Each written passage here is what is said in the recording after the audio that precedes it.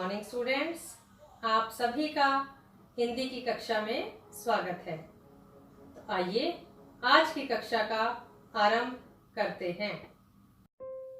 तो बच्चों, हमारा आज का विषय है क्रिया विशेषण यानी कि एडवर्ब। आइए कुछ वाक्य देखते हैं। माँ अपने बच्चे को प्रतिदिन टहलाती है। बच्चा धीरे धीरे चल रहा है। माँ बाहर खड़ी होकर देख रही है, आदि। इन वाक्यों में प्रतिदिन, धीरे धीरे, बाहर आदि शब्द क्रिया की विशेषता को बता रहे हैं। अतः परिभाषा के तौर पर हम कह सकते हैं कि जो शब्द क्रिया की विशेषता बताते हैं उन्हें हम क्रिया विशेषण शब्द कहते हैं। क्रिया विशेषण के 4 भेद होते हैं। पहला कालवाचक क्रिया विशेषण, दूसरा स्थानवाचक, तीसरा रीतिवाचक एवं चौथा परिमाणवाचक क्रिया विशेषण। तो आइए इन चारों भेदों को विस्तार पूर्वक पढ़ते हैं। क्रिया विशेषण का पहला भेद है कालवाचक क्रिया विशेषण।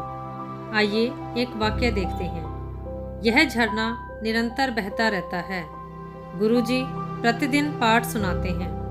इन वाक्यों में प्रतिदिन एवं निरंतर शब्द क्रिया के समय का बोध करवा रहे हैं। अतः परिभाषा के आधार पर हम कह सकते हैं कि जो शब्द क्रिया की काल संबंधी विशेषता का बोध करवाते हैं उन्हें हम कालवाचक क्रिया विशेषण कहते हैं।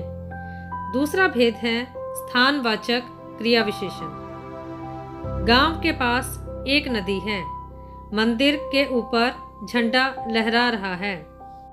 इन वाक्यों में पास और ऊपर शब्द क्रिया के होने का स्थान बता रहे हैं। अतः ये स्थानवाचक क्रिया विशेषण हैं। अतः हम कह सकते हैं वे शब्द जो क्रिया की स्थान संबंधी विशेषता का बोध कराते हैं उन्हें हम स्थानवाचक क्रिया विशेषण कहते हैं। आइए तीसरे भेद की तरफ चलते हैं। क्रिया विशेषण का तीसरा भेद है रीतिवाचक क्रिया विशेषण। एक वाक्य देखते हैं। मोना ध्यान पूर्वक पढ़ रही है। खरगोश तेज तेज दौड़ता है। इन वाक्यों में ध्यान पूर्वक एवं तेज तेज शब्द ये क्रिया के होने की विधि या तरीका बता रहे हैं। अतः हम कह सकते हैं कि जो शब्द क्रिया के होने का तरीका बताते हैं उन्हें रीतिवाचक क्रिया विशेषण कहते हैं। आइए अब चौथा और अंतिम भेद समझते हैं।